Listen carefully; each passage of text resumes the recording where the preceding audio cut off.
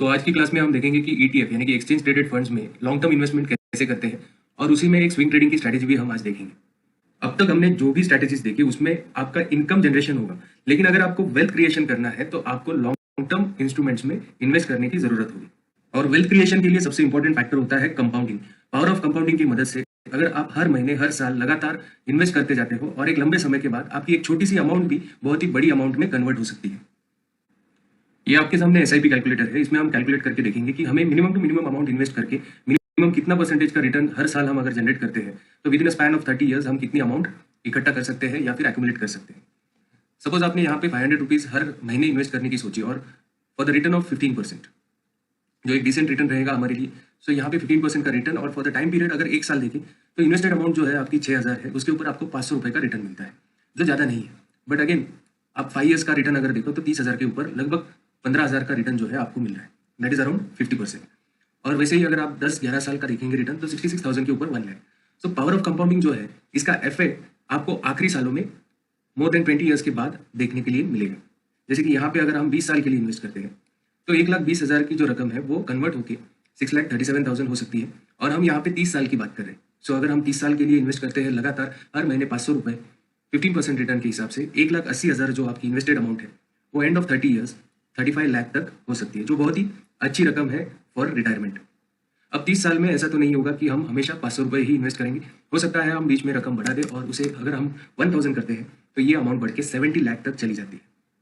सो compounding काम कैसे करता है कि आप जो भी प्रॉफिट कमा रहे हो उसके ऊपर भी आप 50% का रिटर्न कमा रहे हो। जैसे जैसे आप उसे एक्यूमुलेट करते जाते हो, जितना आप एक्यूमुलेट कर रहे हो और जितना आप प्रॉफिट कमा रहे हो उस प्रॉफिट के ऊपर प्लस आपके एक्यूमुलेशन के ऊपर, उसके ऊपर आप साल पर साल 15% का रिटर्न जो है वो जनरेट कर पाते हो। सो ऐसे रिटर्न जनरेट करने के लिए ना ही आपको कोई रॉकेट साइंस की जरूरत है और ना ही कुछ स्पेशल स्किल की जरूरत है। यहाँ पे आपको लगेगा सिर्फ डिसिप्लिन और कंसिस्टेंसी। सो यहाँ पे आपको पूरे साल में सिर्फ 15% का रिटर्न जनरेट करना है। ये कैसे करना है ये अभी हम आगे चल के देखेंगे।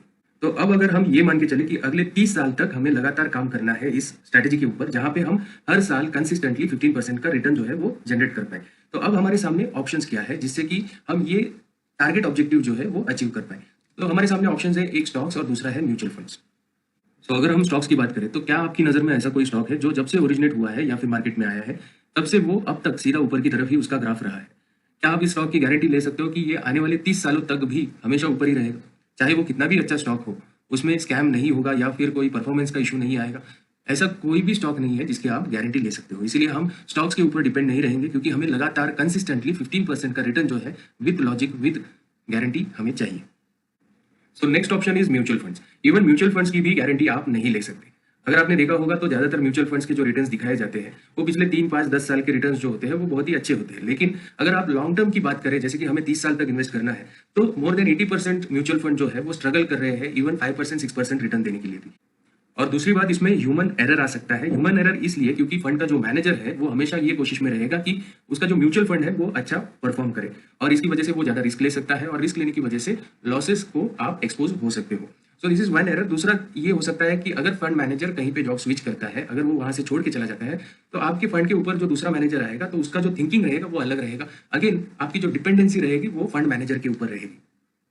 सो अब हम इसमें क्या कर सकते हैं जिससे कि ये दोनों रिस्क जो है हमारे निकल जाए? ऐसा कौन सा प्रोडक्ट है जो लगातार ऊपर तो जा रहा है लेकिन अगले 30 साल तक भी ऊपर जाएगा, इसकी हमें गारंटी रहेगी? दूसरा, उसी प्रोडक्ट में हमें ये भी गारंटी चाहिए कि जो ह्यूमन एरर आने वाला था, जैसे कि म्यूचुअल फंड्स में आ सकता है, वो एरर भी निकल जाए। सो वो प्रोडक्ट जो है वो हमेशा हमारे आंखों के सामने रहा है, जिसका नाम है निफ्टी 50। ये आपके सामने निफ्टी 50 का मंथली चार्ट है, और अगर हम इसका ग्राफ देखें तो वो जब से ओरिजिनेट हुआ है तब से अब तक इसका ग्राफ हमेशा ऊपर की तरफ ही रहा है। लेकिन क्या ये अगले 30 साल तक भी ऊपर रहेगा या नहीं रहेगा, इसके पीछे क्या लॉजिक है, ये अब हम देखेंगे। सो ये आपके सामने निफ्टी का हिस्टोरिकल चार्ट है। यहाँ पे अगर हम देखें तो निफ्टी ने हर बार जो भी फॉल आया है उसे रिकवर किया है, या फिर जितना भी साइडवेज गया है उसके बाद वो रिकवर हुआ है। यहाँ पे अगर हम देखें तो 2008 का ये जो फॉल है उसके बाद 4-5 साल के बाद भी उसने ब्रेकआउट दिया है, और उसका जो डायरेक्शन है वो हमेशा ऊपर की तरफ रहा है।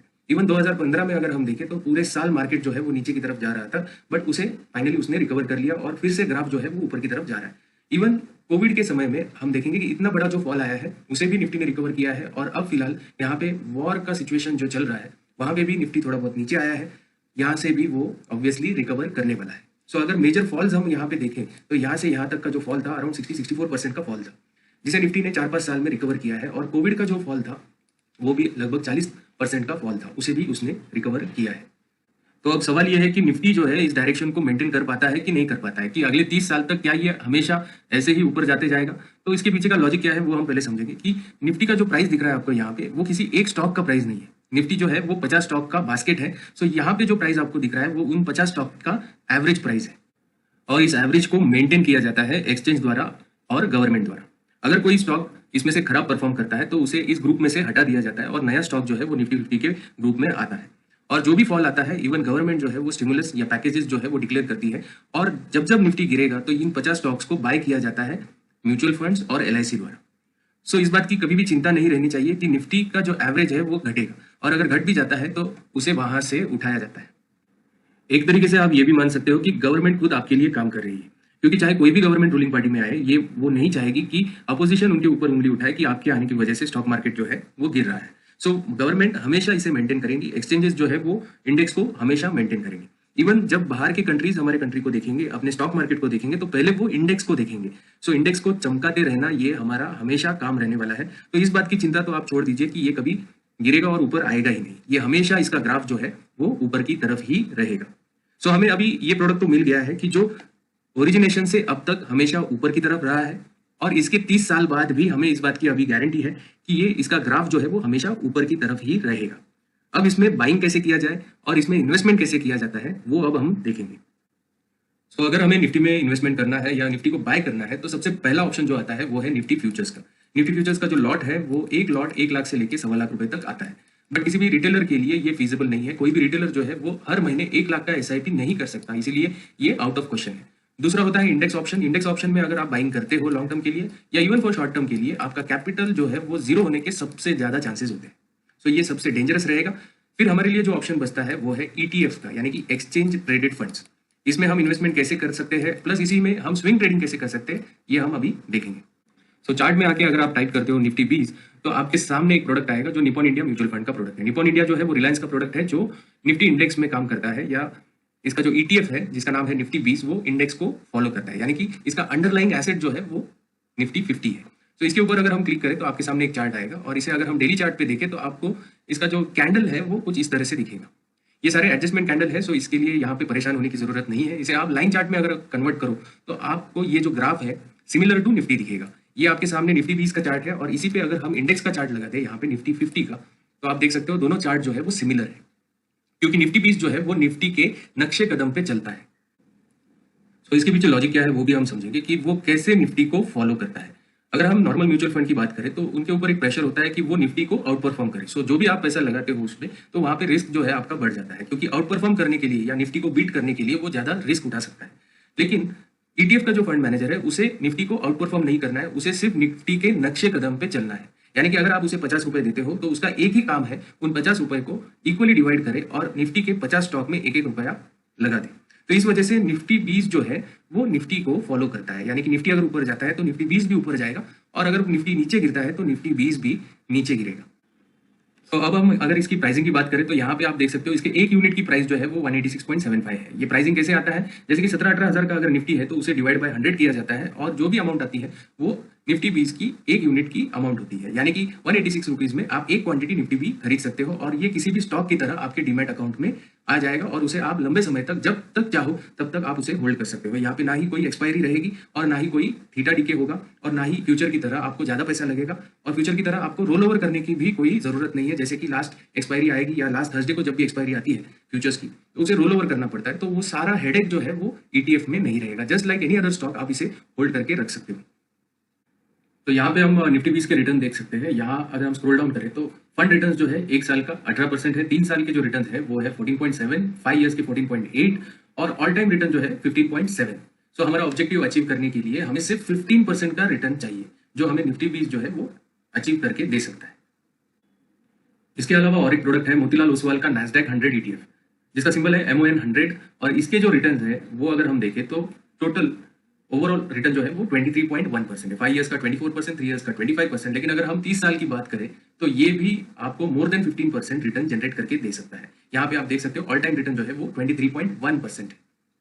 सो MON 100 को अगर हम कैलकुलेट करें तो हर महीने के 1,000 रुपए का SIP जो है with the expected return of 23% अगले 30 साल के लिए, तो आपका टोटल इन्वेस्टमेंट जो होता है वो 3,60,000 रुपये होता है, और उसके ऊपर 23% कंपाउंडेड रिटर्न के हिसाब से ये होगा लगभग 5 करोड़ के आसपास।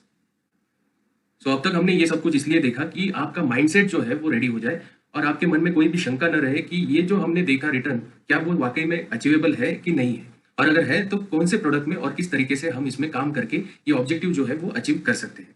सो हमारे पास जो प्रोडक्ट था वो हम अभी क्लियर कर चुके हैं कि निफ्टी 20 और MON 100 इन दोनों में हमें काम करना है। 50% अमाउंट जो है वो आप निफ्टी 20 में लगा सकते हो और 50% अमाउंट जो है वो MON 100 में लगा सकते हो। अब हमारे पास प्रोडक्ट क्लियर है, तो अब इसमें काम कैसे करना है वो हम देखेंगे। एसआईपी शुरू करने से पहले हमें एवरेजिंग की कंसेप्ट को समझना बहुत ही जरूरी है।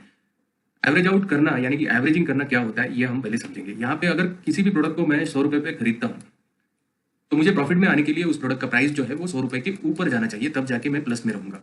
लेकिन अगर इस प्रोडक्ट की प्राइस 90 रुपीज तक गिर गई तो भी इस प्रोडक्ट की प्राइस 100 रुपीज के ऊपर जानी चाहिए, तब जाके मैं प्लस में आऊंगा। लेकिन अगर सोचो मैंने 90 रुपए पे और उसे खरीदा, यहाँ पे भी खरीदा है और नीचे प्राइस गिरने के बाद यहाँ पे भी खरीदा है, तो मेरा जो एवरेज बाइंग प्राइस है वो 95 हो जाएगा। अब मुझे प्रॉफिट में आने के लिए 100 रुपए तक रुकने की जरूरत नहीं, मैं यहीं पे प्रॉफिट में आ जाऊंगा जब प्राइस 95 के ऊपर चलना शुरू कर देगी। तो इस तरह से मैंने जो मेरा बाइंग प्राइस है उसे एवरेज आउट किया, कम जब भी प्राइस नीचे गिरी वहां पे खरीद कर। तो इसे हम एवरेजिंग की कंसेप्ट कहते हैं या फिर इसे एवरेज आउट करना कहते हैं। स्टॉक में कभी भी एवरेज आउट नहीं करना चाहिए, क्योंकि किसी भी स्टॉक का बॉटम जो है वो हम नहीं ढूंढ सकते। वो स्टॉक आगे जाके कितना गिरेगा ये हम नहीं बता सकते, और वो गिरने के बाद फिर से ऊपर आएगा कि नहीं इस बात की भी कोई गारंटी नहीं रहती है।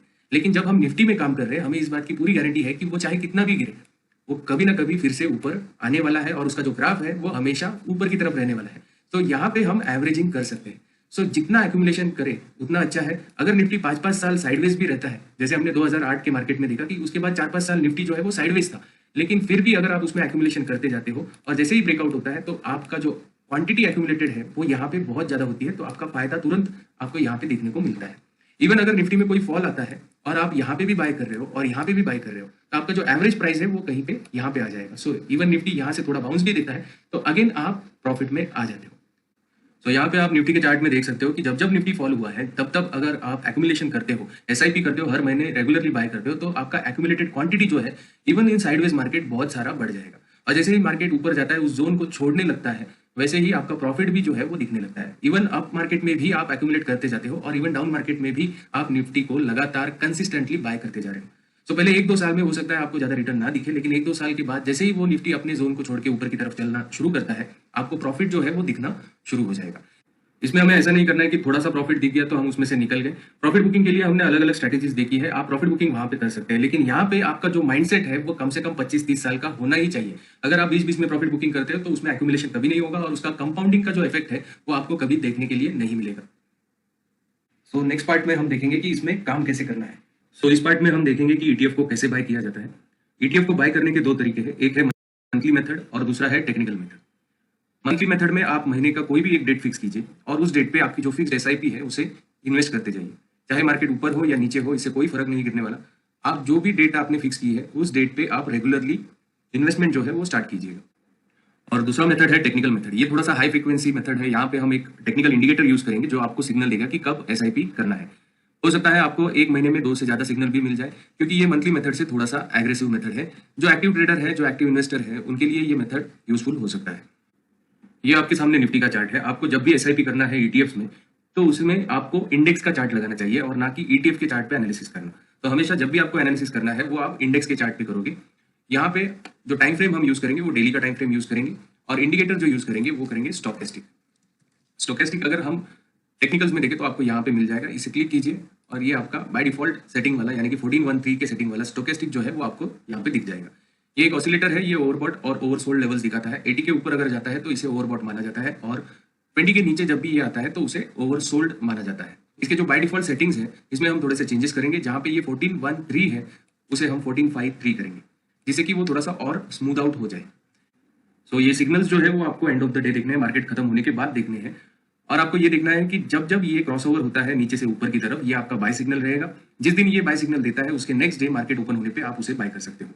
ये जरूरी नहीं है कि मार्केट ओपन पे ही बाय करना है, आपको दिन के हाई पे मिले या लो पे मिले कहीं पे भी आप बाय कर सकते हो, क्योंकि हमारा जो व्यू है वो 30 साल का है। सो एक दिन के हाई लो से हमें इतना फर्क नहीं गिरना चाहिए।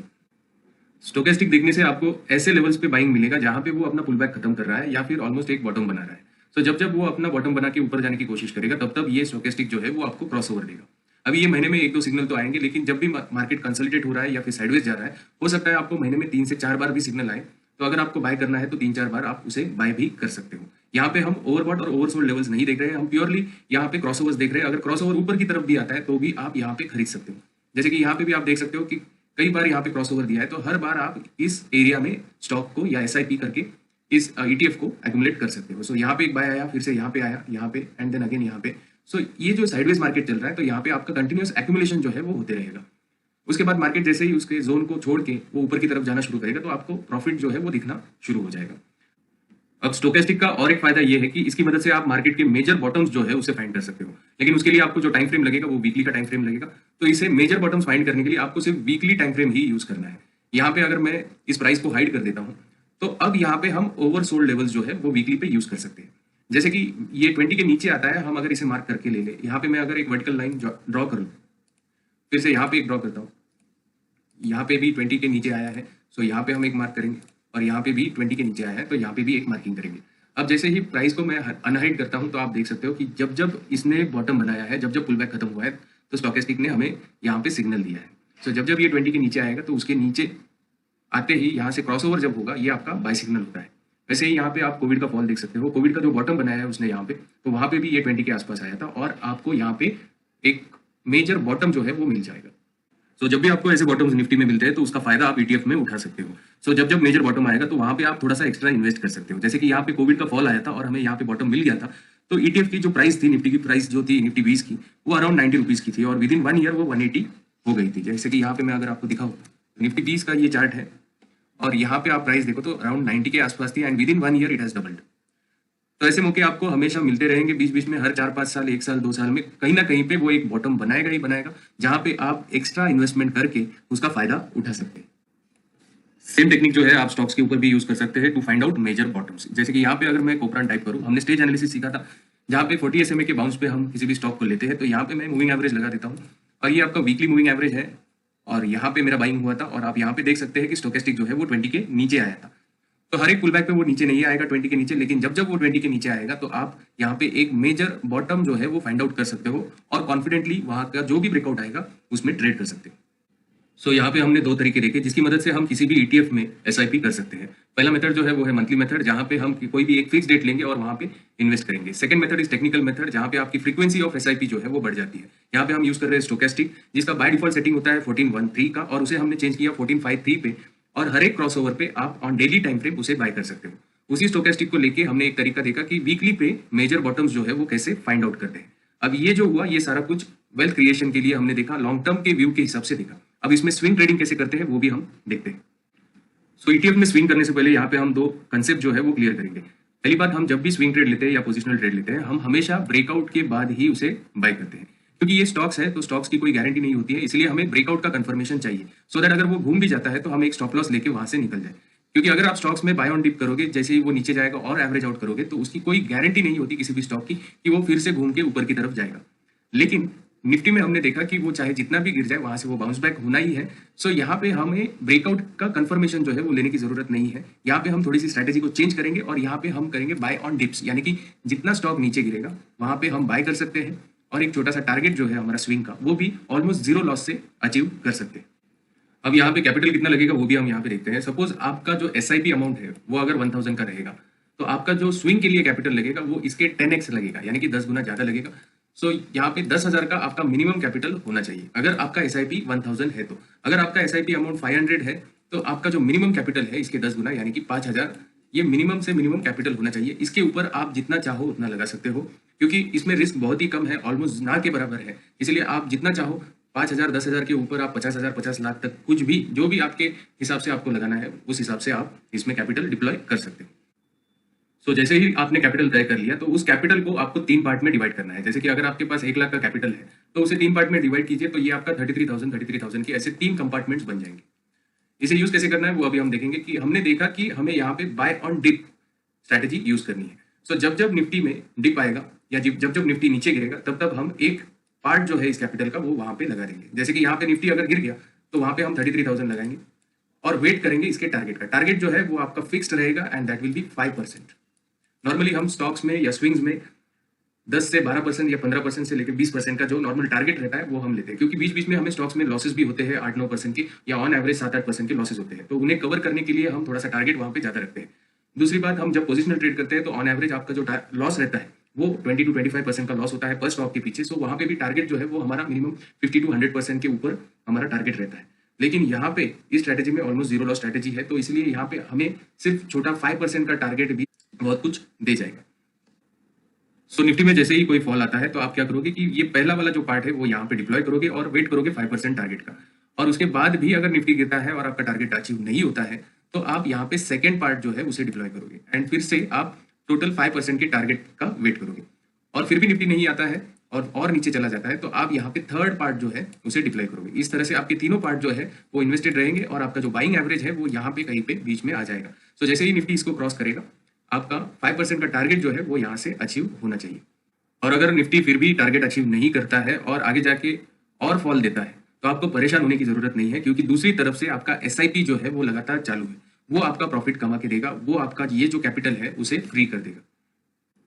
एक बार हम फिर से इसे समराइज करते हैं। आपका जो भी ईटीएफ का कैपिटल है उसे 3 पार्ट्स में आपको डिवाइड करना है और जब जब निफ्टी में फॉल आएगा उसमें आपको एक पार्ट डिप्लॉय करना है और वेट करना है 5% के टारगेट का। अगर टारगेट अचीव नहीं होता है तो नेक्स्ट फॉल में आप दूसरा पार्ट जो है उसे डिप्लॉय कर सकते हो और फिर से वेट कर सकते हो ओवरऑल 5% के टारगेट का।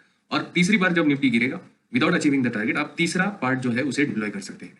और ये फिर भी लगातार फॉल देते जा रहा है तो इसके आगे आपको डिप्लॉय करने की जरूरत नहीं है, क्योंकि आपका एसआईपी जो है वो लगातार चलते रहेगा, जहां पे आप एकदम बॉटम पे स्टॉक को खरीद पाओगे या फिर इस निफ्टी के ईटीएफ को जो है वो खरीद पाओगे, जिससे कि आपका ये लगा हुआ कैपिटल जो है वो फ्री हो जाएगा और आपका 5% का टारगेट यहाँ नहीं तो यहाँ पे अचीव हो जाएगा। अब हम इसे एग्जैक्टली कैसे और कहाँ पे बाय करते हैं वो देखते हैं। यहाँ पे हम चार्ट जो यूज करेंगे वो यूज करेंगे निफ्टी इंडेक्स का, यानी कि निफ्टी स्पॉट का चार्ट यूज करेंगे और यहाँ पे इंडिकेटर लगाएंगे डॉन्सन चैनल। यहाँ पे आप डॉन्सन चैनल टाइप कर सकते हो और टेक्निकल्स में आपको ये दिख जाएगा। यहाँ पे इसका बाय डिफॉल्ट सेटिंग जो है वो 20 का है, यानी कि ये चैनल आपको पिछले 20 कैंडल का हाई और लो दिखाता है। अब इसे हमें डेली टाइम फ्रेम पे यूज करना है और बाकी किसी भी टाइम फ्रेम पे यूज नहीं करना है।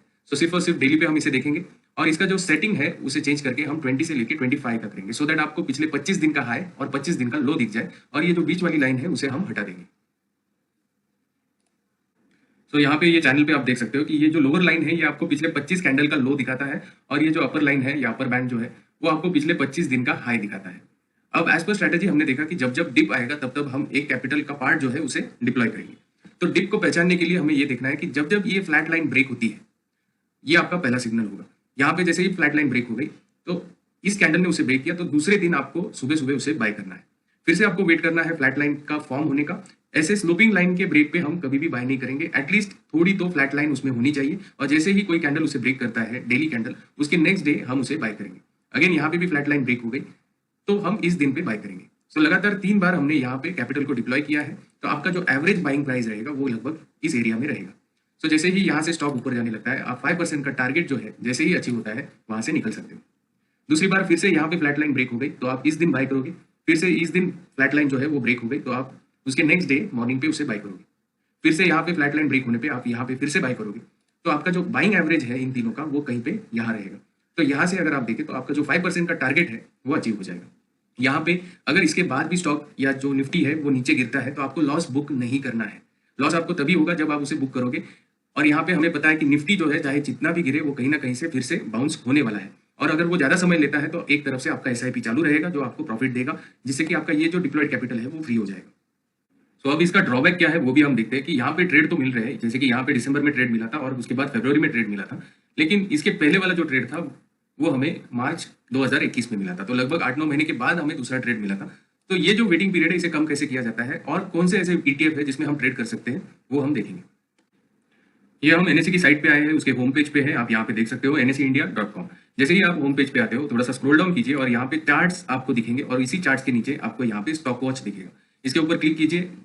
यहाँ पे आपको एक्सचेंज ट्रेडेड फंड्स दिखेगा, उसके ऊपर क्लिक कीजिएगा तो आपको जितने भी ईटीएफ्स है उन सभी ईटीएफ्स की लिस्ट जो है वो आपको यहाँ पे दिख जाएगी।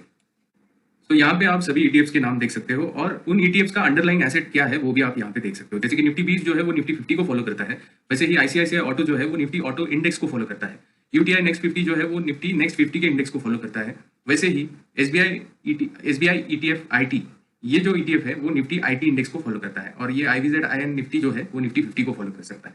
लेकिन यहाँ पे हमें ये नहीं देखना है कि टॉप में अभी यहाँ पे क्या दिख रहा है, क्योंकि कई बार इसमें वॉल्यूम कम होता है, इसलिए हमें इसे वॉल्यूम के हिसाब से पहले फिल्टर करना है।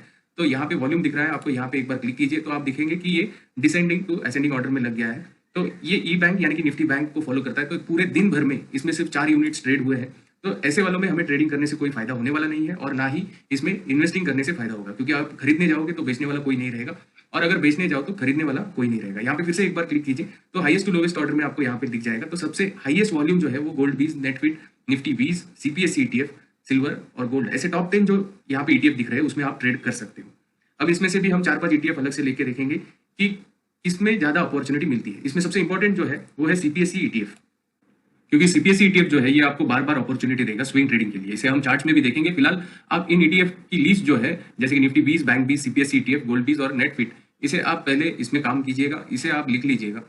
अब निफ्टी बीज जब हम काम करेंगे तो उसके लिए हम निफ्टी का जो चार्ट है उसे देखेंगे, बैंक बीज के लिए हम बैंक निफ्टी का चार्ट देखेंगे, सीपीएससी ईटीएफ के लिए हम सीपीएससी इंडेक्स देखेंगे, और गोल्ड बीज के लिए हम गोल्ड के फ्यूचर का चार्ट देखेंगे, और नेटफिट के लिए हम निफ्टी आईटी का इंडेक्स देखेंगे। ये सारे के सारे ईटीएफ्स है, इसे हम पर यूनिट के हिसाब से बाय कर सकते हैं। जैसे कि हमने जो भी स्ट्रैटेजी देखी है उस हिसाब से हम उसे बाय करेंगे। तो यहाँ पे हम सीपीएससी टाइप करेंगे, और सीपीएससी जैसे ही आप टाइप करते हो तो आपके सामने यहाँ पे इंडेक्स दिखेगा और नीचे सीपीएससी का ईटीएफ दिखेगा। तो सीपीएससी इंडेक्स के ऊपर आप जैसे ही क्लिक करते हो तो आपको इसमें बहुत सारे अपॉर्चुनिटीज दिखेंगे जहाँ पे इसने डिप दिया है। तो ये बार बार आपको अपॉर्चुनिटी देगा स्विंग के लिए।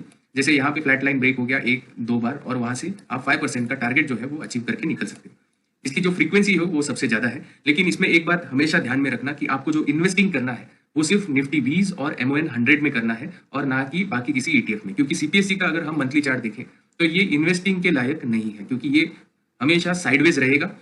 लेकिन साइडवेज या रेंज बाउंड जो इंस्ट्रूमेंट होते हैं वो हमेशा आपको स्विंग ट्रेडिंग के बहुत सारे अपॉर्चुनिटीज देते हैं। तो इसलिए इसमें कभी भी इन्वेस्टिंग मत करना, हमेशा इसमें स्विंग वाले ही अपॉर्चुनिटी देखना।